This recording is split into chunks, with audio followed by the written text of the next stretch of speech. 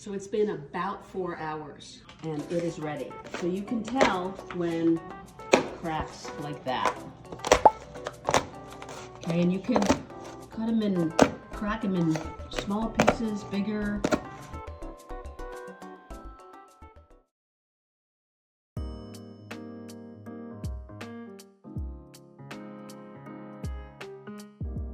I am going to show you live firsthand how to make my famous English toffee. These are the things you need. A pot this size, it's about 3 quarts, a pound, yes, a pound of butter. You have got to have a candy thermometer. Look how crusty mine is. Now, the woman who gave me this recipe, Sue Larson, who is no longer with us, she said she didn't need a thermometer. She could just smell it, but I'm not there, even though I've made 1,000 batches. I have these pot holders underneath my cookie sheet. I will tell you in the directions what size it is. I don't know offhand. Obviously, it has to have sides on it, and I put my pot holders underneath it. I am going to take the wrappings of the butter, and I'm going to grease that ahead of time before I even start. You will need a nut grinder, walnuts. Now, you can buy the really small pieces yourself if you want. I grind it through twice. A wooden spoon, and Hershey's chocolate butter. Okay, milk. And so the extra large size plus a little bit more. So here we go. We are going to melt that entire pound of butter until it's completely melted, or a couple seconds before that. And then we will add exactly 2 cups of sugar. And pretty much immediately after that, 5 tablespoons of water. Once that starts to get a little bit more melted, I'm gonna start stirring it with my wooden spoon. So I have a gas stove, so I've never done it on an electric. So if you have a gas stove, you're lucky, but I'm sure obviously you can do it on electric as well. I have it at a little more than medium, but of course I'm gonna keep a complete eye on it.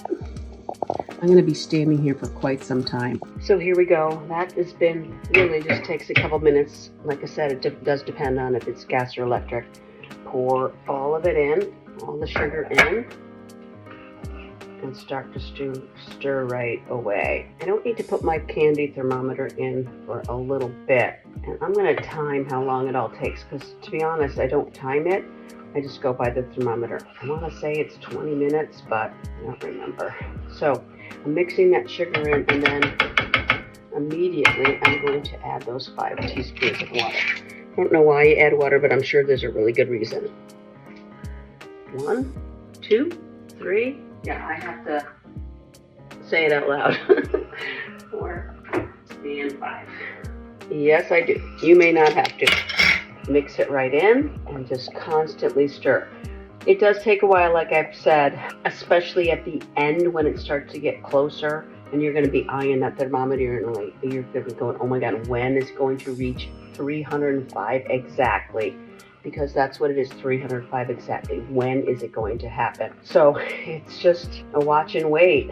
So stirring it, you can probably leave it for a few seconds or a minute and go back to it when it's at this early stage. But when it's close to the end, you are gonna make sure you're stirring with that wooden spoon all the way to the bottom. Yes, I always wear my apron, even when I'm like cooking dinner, because I spill a lot. It is starting to really bubble.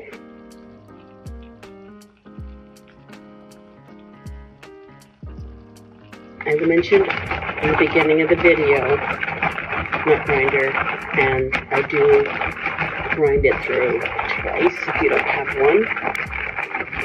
Available pretty much everywhere. Okay, you can do this while this early stage of the butter sugar mixture, or, oh boy, starting to foam here. Oh boy, okay, turn it down. Should I? Nah. That I grind it through twice, the nuts, and you can do this during this period, or if that makes you nervous, then do it before you start anything. Then I pour it in again, because you want the nuts to be really fine. I always use walnuts. I've tried I think I tried pecans one year. It's not the same, but obviously there's some preference. But on your first time, do exactly what I say, okay? There it goes. And you know, you might want to say, oh, how about dark chocolate? I think I've tried that before too. But Hershey's milk chocolate, it's the way to go. This is what it's looking like after about 12 minutes. And as we get closer to 300, it is going to change colors. And I'll try to show you that as well. It's going to get way browner. It's starting to get very brown. It's at between 250 and 300 right now. This is not a professional video because I've got my tripod over here and my stove over here. I'm trying to show you the process, but obviously I'm not going to let you sit there for 20-25 minutes and just watch me stir. So hang tight. Okay, it's crunch time. It's almost 3:05. Ooh-wee. Oh yeah, it is 3:05. All right, baby. Look at the color.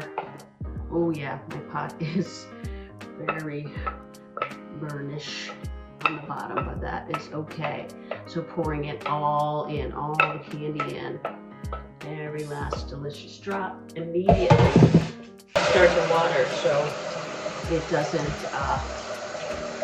get too burnt. But here we spread it immediately in every corner. That's the color. Spread it with your wooden spoon to every corner. I'm going to turn that off so you can hear me. But we'll fill that pot up to the top and the end of my candy thermometer too. Otherwise, obviously, this candy, this goo just really sticks to it. And by the way, I ground that twice, and so it's about a cup. We'll see how much goes on it. So spread it to the corner, and then the next step is to wait. So, oh, that did take me 20 minutes. Wow. See, I don't usually, like I said, I don't usually time it. I just go by the thermometer, but it was in fact 20 minutes. And then we will wait a couple minutes for the most fun part is layering the chocolate on it. The trick to putting the chocolate on is to wait just the right amount of time. Right now it's only been a minute and it's too soft. And if it's too hard, then it's not gonna melt into it. So I don't like melt the chocolate in a microwave. I put it right on. So it's still too soft. I don't know if you can see that, but it's just seeping into it. So we'll give it another minute. So it turns out it's almost 4 minutes. I mean, like I said, I don't time it because I've done it so many times. This is batch number 2 over Christmas. Only like 10 or 12 to go. Are you on my list? Oh, naughty or nice? So just spread it. This is the extra large. It was not quite 4 minutes. Try 3.5. And of course, it's going to depend on the climate, your climate in your, the humidity or lack of.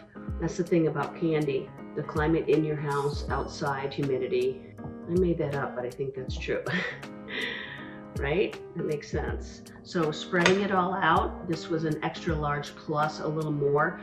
So have enough on hand so that you get every single corner. And immediately after, I am going to, this is the fun part. I just have one of these little knives, but a regular knife will do. Spreading it, twirling it. You can make it fancy like Applebee's on a weeknight. Ooh, I need a little bit more chocolate. Let's see, every corner, because you don't want someone not to get that delicious chocolate. Smell that chocolate. Yeah, this is enough chocolate.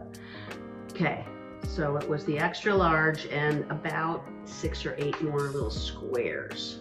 And then, like I said, I'm going to immediately, it is going to take a few hours. So don't get excited. Don't put it in the freezer. Don't put it in the fridge. Don't put it outside. Just wait a few hours.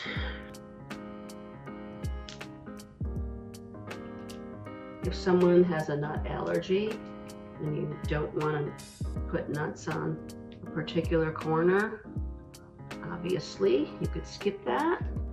Oops, a little bit too much on that. That's okay. So it's been about 4 hours. And it is ready. So you can tell when it cracks like that. Okay, and you can crack them in small pieces, bigger. Okay, get it all Nice greased pan. So this is a finished product if you want to give it as a gift, unless you want to eat it all yourself. And I just love, I'm obsessed with different Christmas plates. So Target, Home Goods. This is, of course, with paper plates. This is kind of cute. It's Martha Stewart. Home Goods. There you go. English Toffee by Janice Jaicks. Please subscribe.